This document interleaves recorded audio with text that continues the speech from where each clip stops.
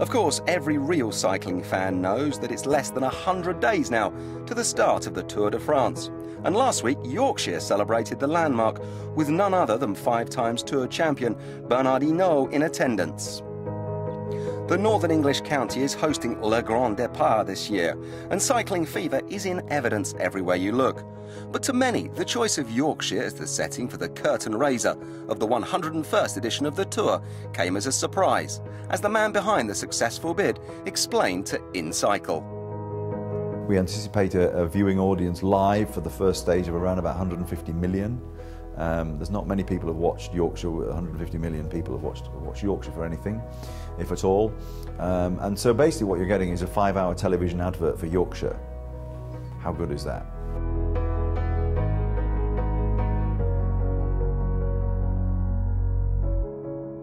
You know, we were definitely rank outsiders in this race. We were conceived to be almost a sort of a quirky joke bid, you know. There were headlines in some of the national papers, "E-buy gum," and, you know, and things like that, you know, that were, they just said, you know, this is just a bit crazy, you know, it's almost an off the wall, it's almost a, you know, this is just a bit of a publicity stunt or something like this. And clearly that was never the case. But a lot of people, you know, just thought this was the most bizarre thing they'd ever heard and thought it was a wind-up. Never a man to suffer fools or wind-ups gladly, Hinault's presence in Yorkshire suggests it's anything but. Ever the professional, the Badger came armed with his tape measure as he was handed a bike from a local manufacturer before embarking on a spin with local pros Dean and Russell Downing. The brothers have been route consultants for the 2 stages in Yorkshire, the second of which has some surprises in store. I got a phone call from Gary Verity, who was in charge of the bid process, and they were sending their proposed routes to ASO. Me and my brother Russ, we rode quite a lot of the routes, and several of the routes have changed, but predominantly stage 2 hasn't changed since when me and Russ reconned it back in August of 2012. So tough going, nothing like France, I would say. But the last 40k into Sheffield, there's 2 categorised climbs.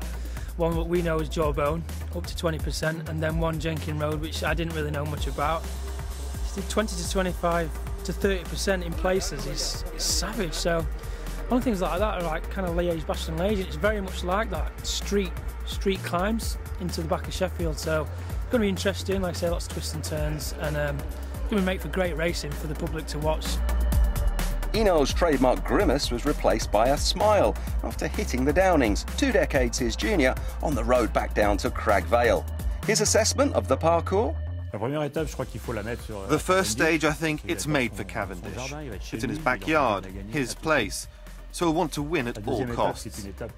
The second stage is very undulating, and therefore difficult. It reminds me of the Belgian classics, of Wallonia, with its climbs and descents, which are dangerous, because they're very, very steep. There could be a rider like Philippe Gilbert, like Sagan, and also all the protagonists who want to win the Tour will have to be up there as well. You can't have an off day on that stage. So, an enticing opening weekend in store, and one more reason for cycling fans to watch Yorkshire closely. The Tour organisers are set to return there in 2015 for a new 2HC race in May.